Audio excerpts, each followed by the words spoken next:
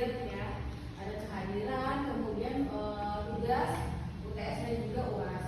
Nah, kalau kehadiran kan kita sudah melalui by system ya, si akan jadi tidak bisa dirubah ya. Kalau misalnya ujian itu balik lagi ke kalian ya. Kalau misalnya hadir ya berarti kan saya akan kasih nilai gitu. Kalau misalnya ada izin dan sebagainya berarti kan itu nilainya juga menyusul ya. Nah, langsung saja kita akan membahas tentang teori ekonomi makro ya di pertemuan kali ini sesuai dengan visi RPS ya. Barangkali ada yang sudah tahu apa itu ekonomi makro? Ada yang masih ingat nggak? Ada yang masih ingat ekonomi makro itu tentang apa? Membahas tentang apa? Ya, jadi ini lanjutan dari ekonomi mikro ya. Kalau ekonomi mikro kan hanya pembahasannya apa itu kebutuhan ya, permintaan, penawaran, terus apa lagi tuh, keinginan, kemudian kelangkaan dan lain sebagainya ya, soal ekonomi gitu.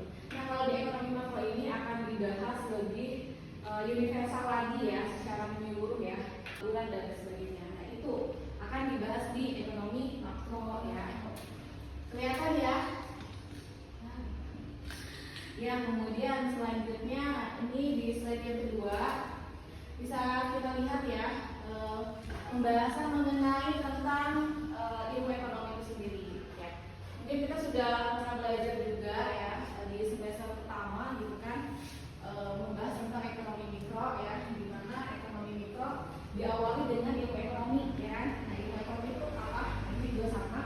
Nah, di sini ilmu ekonomi itu intinya membahas tentang bagaimana kita melihat ya kondisi ataupun misalkan keadaan ya, kebijaksanaan apa yang diatur di suatu negara dan juga permasalahan apa aja yang ada di suatu negara ya. Nah, kurang lebih seperti itu ya pengertian daripada ilmu ekonomi itu sendiri.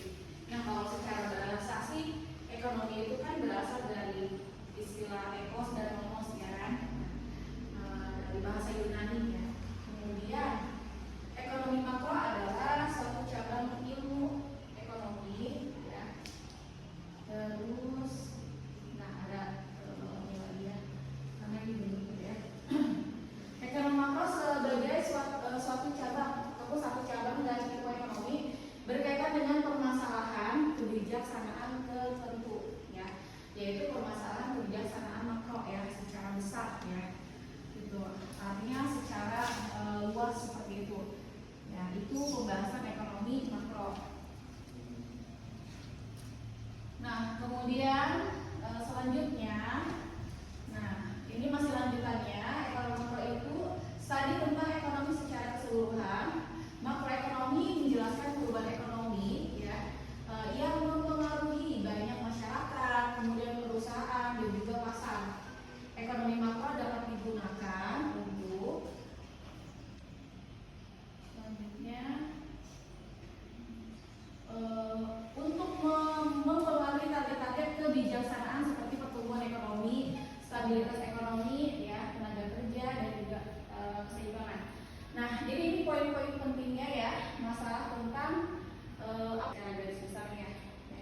Jadi target-targetnya itu tadi bagaimana melihat ya perubahan ekonomi ya yang mempengaruhi banyak masyarakat ya, dari sisi misalkan dari bidang perusahaan, terus dari sisi kondisi pasar ya, misalkan ada pengaruh ini sangat ini ya apa namanya terhadap masyarakat ini kan dampaknya sangat besar gitu kan, dari sisi sang perusahaan ataupun pasar ya.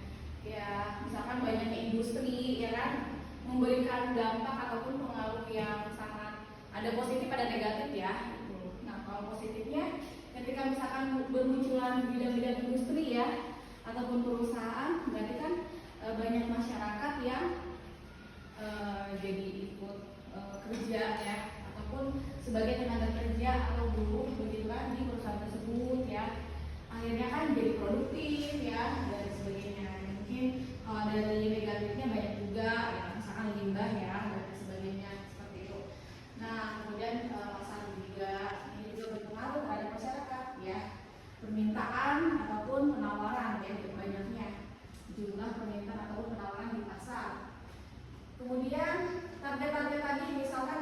kebijaksanaan ya, contohnya pertumbuhan ekonomi ya, pertumbuhan ekonomi.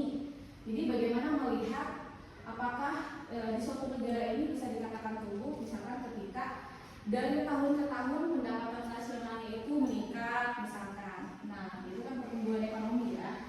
Nah terus dari sisi stabilitas harga, nah misalkan di suatu negara ini kita lihat dari sisi stabilitas harga apakah stabil atau berfluktuatif, berubah-ubah gitu ya, atau stagnan. Stagnan itu tidak berubah-ubah gitu, jalan di tempat gitu. Jadi harganya segitu aja, nggak naik nggak turun. Nah jadi ini juga masalah ya, target-targetnya yang dibahas di ekonomi makro. Kemudian tenaga kerja ya, bagaimana tenaga kerja dan juga pencapaian keseimbangan neraca yang berkesinambungan seperti itu. Selanjutnya nanti kalau misalnya ada yang mau ditanyakan, gak apa-apa ya, sambil kita berjalan diskusi. Kalau ada yang mau disampaikan, boleh angkat tangannya ya. Nah selanjutnya tujuan ekonomi ya, yang tadi stabilitas harga, tenaga kerja dan juga pencapaian keseimbangan neraca ya, neraca yang berkesinambungan. Oke, ini masih lanjutan yang tadi ya. Kemudian di slide selanjutnya, nah, permasalahan ekonomi secara garis besar ya, ini mencakup dua permasalahan pokok. Yang pertama masalah jangka pendek ya, ataupun masalah stabilisasi. Nah apa itu? Nah ini masalahnya berkaitan dengan bagaimana ya menyetir perekonomian nasional dan ya, perekonomian nasional dan dari bulan ke bulan, kemudian dari triwulan ke triwulan gitu. Artinya ini tadi yang sebelumnya saya sampaikan, jadi melihat kasus jangka pendek ini bagaimana stabilitas ya atau stabilisasi perekonomian tadi. Setiap bulan itu kira-kira apakah perekonomiannya lancar ya, berjalan, atau misalkan dilihat dari per 3 bulan ya, per triwulan gitu ya, atau bahkan dari tahun ke tahun gitu masalah perekonomian ini gitu. Entah itu dari sisi permintaan ataupun dari sisi penawaran ya, ataupun tadi dari yang sempat kita bahas di awal ya, masalah yang paling krusial ya, ataupun problematik yang saya rasa di semua negara ini sama mengalami hal seperti ini gitu, masalah perekonomian. Yang pertama masalah inflasi ya, kenaikan harga. Kemudian ada pengangguran dan juga ketimpangan ya, ketimpangan dalam neraca pembayaran. Nah masalah inflasi, kenaikan harga ya, sejak kapan kita pernah mengalami inflasi? 99. Ya, 98, 99 ya, zamannya Soeharto. Ya, zamannya Pak Soeharto begitu ya. Yang paling problematik mungkin ya, atau bisa dibilang ya, itulah awal mula munculnya inflasi ya kan. Dan sekarang juga kita sempat mengalami ya inflasi, kenaikan harga, meskipun di beberapa di beberapa produk ya, hanya di beberapa produk saja, nggak sampai menyeluruh gitu, dan masih bisa teratasi gitu. Contohnya misalkan kenaikan minyak ya, atau bahan bakar ya, bahan bakar minyak atau minyak sayur, sembako ya, dan lain sebagainya seperti itu. Jadi ini masalah inflasi ini memang sulit untuk dihilangkan seperti itu ya. Jadi kira-kira menurut kalian bagaimana cara menghilangkan inflasi menurut kalian dari kalian? Mungkin dari subsidi BBM lebih di depan, lebih diturunkan untuk misalkan produk-produk supaya murah ya, solusinya memang subsidi BBM di harga BBM ya, intinya diturunkan, dan juga harga pembayaran tol itu boleh diturunkan, karena itu dua indikator yang memicu tingginya itu. Kalau misalkan bayar tolnya mahal, otomatis dari penjual produknya juga mahal. Kalau misalkan bayar tolnya murah dan BBM juga otomatis harga juga bakal murah gitu, seperti itu. Mungkin itu dari kami. Oke, terima kasih Davis atas partisipasinya ya terkait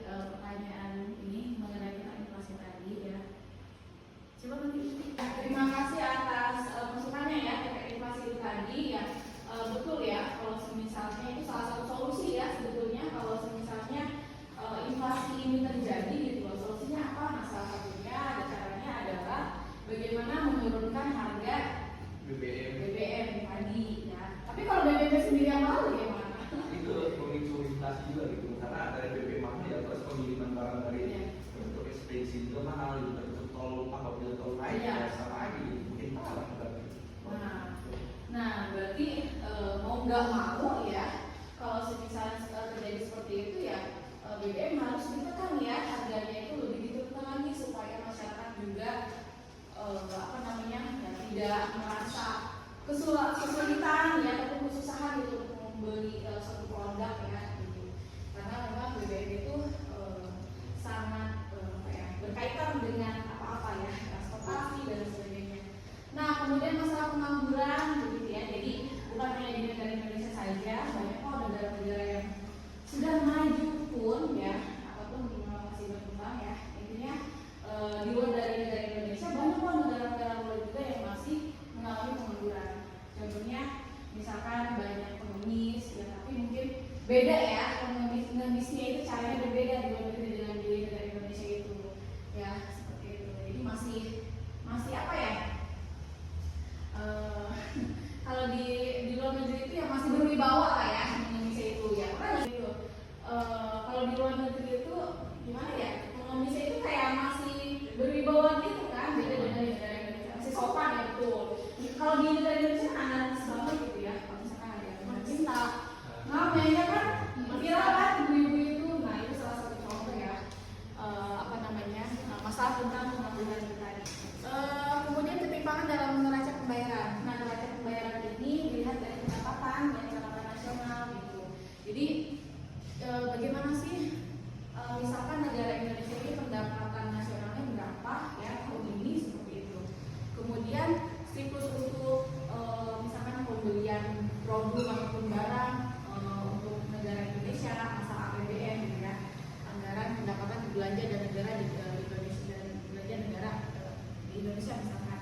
Nah jadi itu melihat neraca pembayaran, misalkan lebih banyak beli barang impornya ya ataupun kebutuhan untuk di negaranya ketimbang pendapatan ataupun penghasilan negaranya. Nah itu kan berarti jadi defisit kan, kita mengalami defisit pembayaran atau kekurangan ya.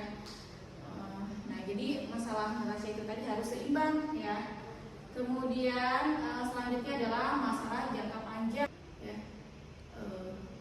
Karena kan suatu negara ini bisa dikatakan tumbuh melihat itu tadi ya yang tadi saya sampaikan. Jadi ketika pendapatan nasionalnya itu misalnya terus meningkat dari tahun ke tahun, terus populasinya ataupun penduduknya produktif ya, banyak menghasilkan produk, barang dan juga jasa seperti itu.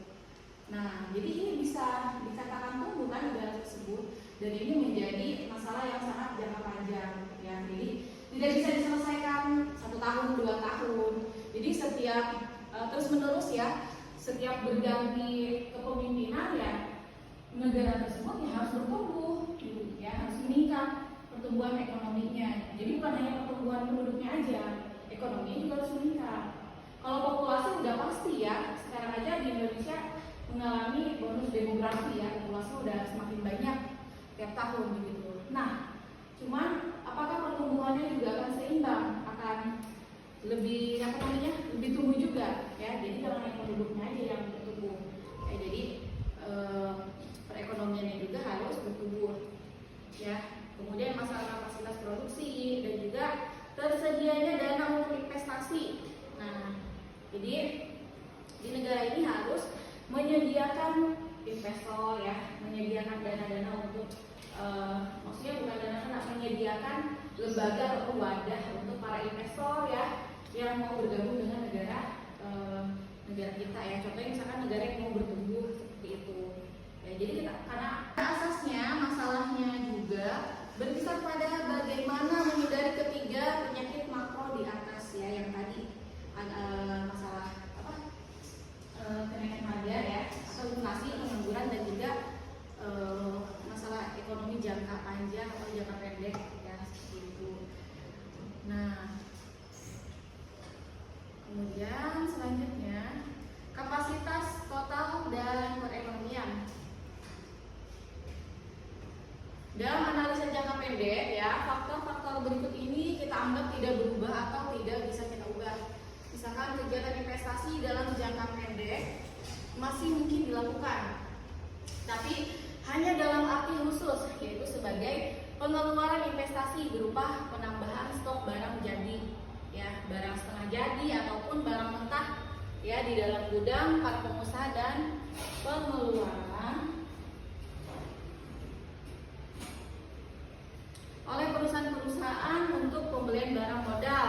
Nah, jadi kenapa ini disebut investasi, ya?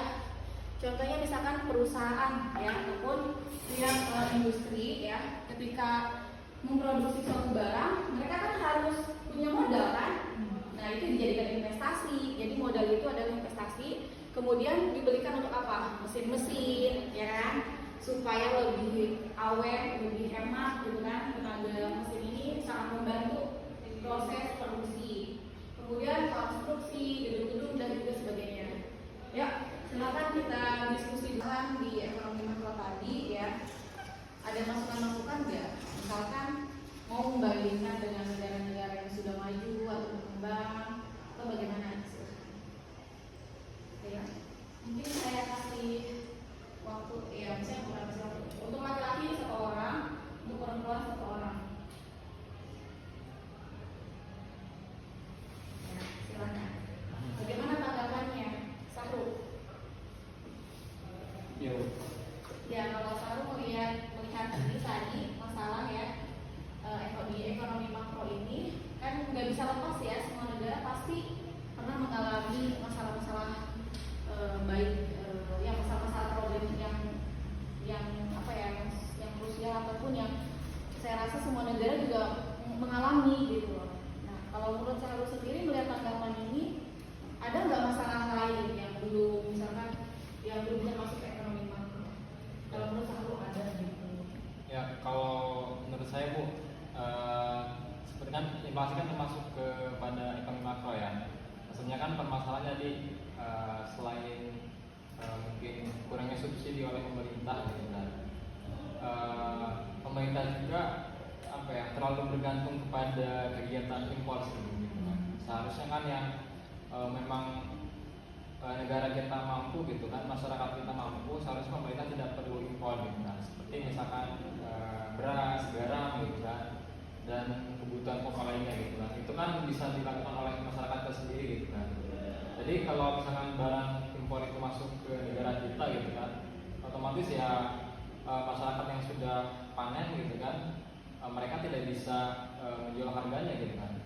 Nah, di situ kan terjadi inflasi, gitu, di mana masyarakat yang seharusnya petani kita mendapatkan pendapatan, gitu, dari hasil panen tersebut, gitu, malah dengan adanya impor ini mereka tidak bisa, gitu, tidak bisa mendapatkan pendapatan, gitu. Seharusnya pemerintah ini mempunyai kebijakan, gitu, Bu. Kalaupun memang melakukan impor, ya, pada kegiatan-kegiatan yang memang masyarakat Indonesia yang belum mampu, gitu.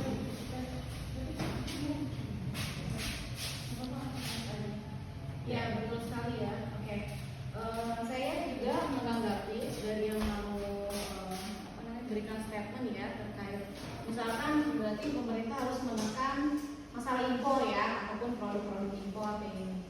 Nah, jadi sebetulnya memang kita nggak bisa lepas, ya, dari ekspor impor karena sudah masuk ke dalam perdagangan internasional, ya, gitu. Kan untuk menjalin kerjasama antar satu negara dengan negara lain kan harus menjalin perdagangan internasional, salah satunya ya ekspor impor, gitu, ya. Nah, memang betul, ya, di satu sisi harus menekan impor supaya produk-produk lokal itu tetap laku, ya, ataupun terjual habis oleh konsumen di negara kita, gitu. Tapi di sisi lain juga kadang memang produk impor ini memang kualitasnya jauh lebih bagus, ya, ataupun jauh lebih tinggi daripada produk lokal itu sendiri.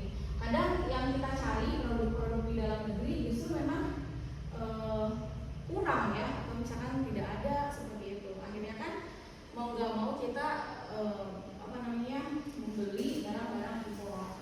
Ya, sebetulnya selama produk lokalnya itu masih memenuhi, ya udah jangan dulu beli barang-barang impor, gitu. Tapi ketika barang di lokal nggak ada, baru kita bisa, ya.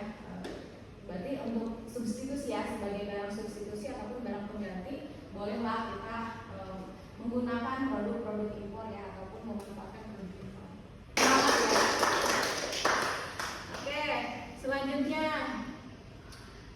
yang perlu diingat jangka pendek di sini adalah ya, misalkan pengeluaran pembelian barang-barang modal ya untuk perusahaan tadi ya, belum bisa menambah kapasitas produksi dalam periodisasi tersebut. Nah, jadi misalkan ini mengalami itu tadi pihak-pihak produsen ya ataupun para pengusaha ini mereka kesulitan di modal ya, karena itu tadi mereka belum bisa membeli mesin-mesin, kemudian ada juga mesin-mesin yang sudah dibeli tapi belum dipasang karena misalkan keterbatasan teknologi dan lain sebagainya seperti itu. Nah itu juga menjadi pemicu masalah jangka pendek ya. Nah kemudian selanjutnya jumlah penduduk dan angkatan kerja ya. Ya, jumlah penduduk dan angkatan kerja. Nah, tadi kan sudah disampaikan ya masalah populasi. Ya, kalau kita di Indonesia sendiri populasinya banyak lah ya. Nah, cuma yang jadi pertanyaan adalah apakah jumlah populasi di negara Indonesia ini produktif? Jadi sehingga bisa menghasilkan produk barang dan juga jasa gitu. Atau misalkan itu tadi banyak tapi tidak produktif. Ya, jangan sampai. Kemudian masalah angkatan kerja juga nih. Nah, angkatan kerja itu kan sesuai dengan undang-undang ya. Jadi usia kerja itu kan di atas 16 tahun ya. Biasanya kan lulusan SMA ya, 16 atau 17 begitu lulusan SMA diperbolehkan untuk kerja ya di. Kalau undang-undang untuk eksploitasi anak misalkan mempekerjakan anak di bawah umur, nah itu baru yang tidak boleh ya, karena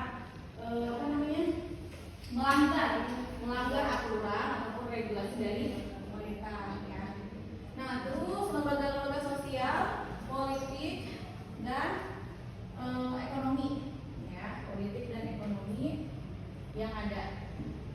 Nah misalkan lembaga-lembaga sosial di sini apa ya, banyak ya lembaga-lembaga sosial ya, contohnya ya perusahaan ataupun yayasan-yayasan ya. Misalkan intinya tujuannya di sini membantu ya, ada bantuan atau misalkan membantu lembaga yang di sini itu keberadaannya itu membantu masyarakat ya, misalkan ada asuransi ya, BPJS ya, dan lain sebagainya. Itu kan dari sisi untuk peningkatan fasilitas kesehatan gitu ya, asuransi. Terus masalah politik ya, lembaga politik dan juga ekonomi yang ada.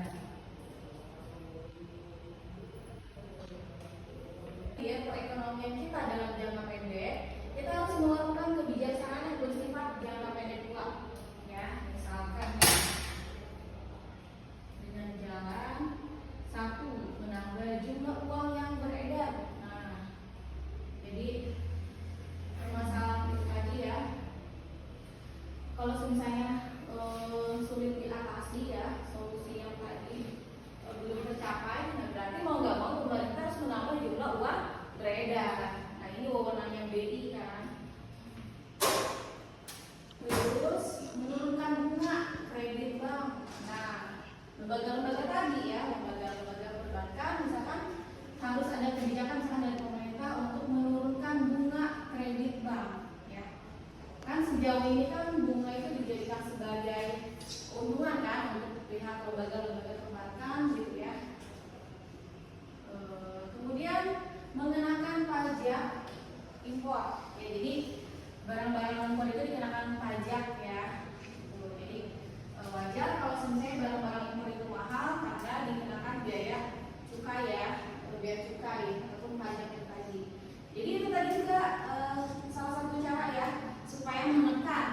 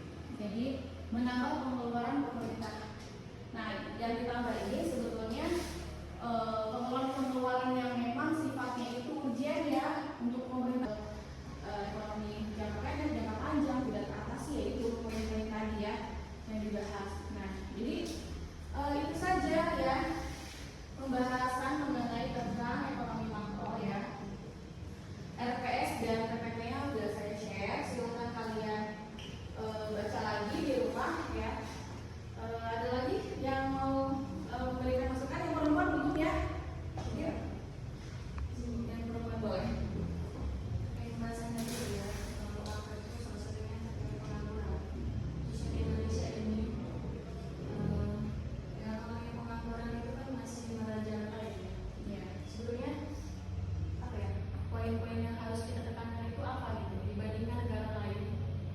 Jadi patokannya itu apakah dari segi pendidikan, dari soft skillnya atau apa gitu. Makanya tidak sedikit orang yang mereka itu contohnya mau melamar pekerjaan, khususnya di perusahaan atau di pabrik-pabrik tertentu gitu. Nah, malah yang bikin hambatannya itu seperti uang licin gitu. Meskipun mereka ini lulusannya SMA, ibaratnya SMA ini kan standar ya, bukan lulusan SD atau SMP gitu. Tapi masih saja ada hambatan supaya masyarakat ini mau apa ya berkesempatan untuk bekerja gitu di perusahaan ataupun yang lain juga gitu. Dengan adanya uang licin tersebut menjadi apa ya tolak ukur gitu. Apakah soft skill yang mereka punya ini menjadi apa ya kriteria atau tidak gitu. Sedangkan di negara lain saja tidak melihat dari segi pendidikan menurut mereka gitu ya, lihat dari yang pendidikan juga gitu. Bahkan meskipun orang tersebut itu lulusan SD ataupun SMP ya, kalau dari kitanya jika mereka mampu untuk bekerja di perusahaan tersebut ya apa ya, gak ada salahnya gitu. Artinya benar-benar dari skillnya yang kita lihat, dari mentalnya juga gitu ya, dari apa ya modal ataupun kemampuan yang dia miliki gitu. Nah, sebetulnya apakah dari soft skill itu menjadi kriteria untuk seseorang itu bisa menyempatkan kemampuannya gitu ya, untuk bisa bekerja, sedangkan di negara lain kan ya seperti itu bisa kita nilai bahwasanya di negara lain itu bisa disebut negara maju yang mungkin seperti itu ya. Jadi tidak banyak orang yang nganggur gitu. Sebetulnya di sini apakah dari segi pemerintahnya yang kurang menyediakan lapangan pekerjaan atau dari oknum-oknum tertentu gitu yang menyelewengkan jabatannya gitu untuk kepentingan pribadi ataupun kepentingan perusahaan. Tapi minta tanggapannya dari yang mencermati. Sebelum saya menjawab, bagaimana? Ada Nela mau menanggapi pertanyaan dari tadi? Oke ya, jadi ya betul sekali ya. Jadi itulah problematik ya ataupun masalah yang terkait pengangguran itu tadi ya, ataupun SDM sumber daya manusia gitu yang menjadi penyebab kenapa banyak orang yang nganggur gitu kan. Dari tadi apa namanya, misalkan mau bekerja usianya dibatasi atau apalagi tuh harus bayar ya, harus mengeluarkan uang atau modal dan lain sebagainya seperti itu. Sebetulnya kembali lagi ke kebijakan perusahaan-perusahaan masing-masing ya. Kalau misalnya kebijakan perusahaannya itu taat, ya tertib ya, pasti mereka itu menggunakan SOP itu ya secara standar nasional gitu kan.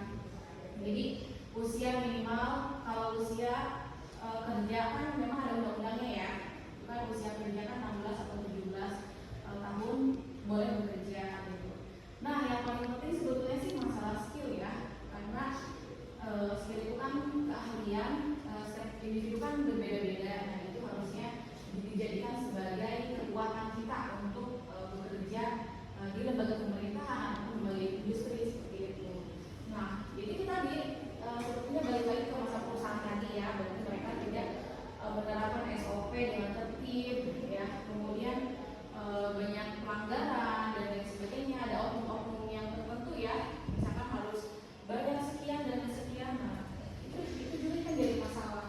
Nah berarti kan pemerintah juga harusnya mengawasi perusahaan-perusahaan yang memang mereka melakukan kecurangan ya untuk pemilihan karyawannya dan sebagainya. Tapi itu masalah internal sih sebetulnya ya. Jadi kalau dari pemerintah ya paling mengawasi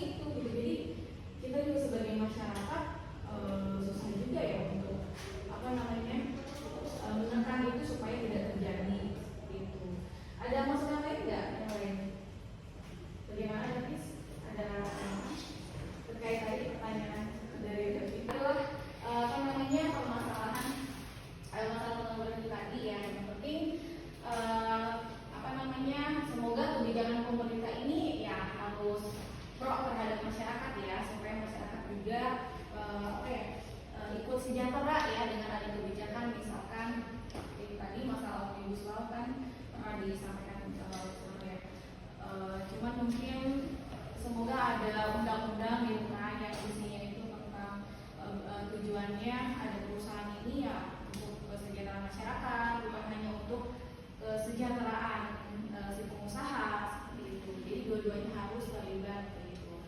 Nah, jadi itu aja ya harapan kita gitu. Makanya semoga pemerintah bisa memberikan kebijakan yang pro terhadap rakyat ya. Oke. Jadi itu saja. Nggak ada lagi yang bertanya? Cukup? Oke, baik. Mulai diskusi kelompok ya. Nanti akan saya share di grup.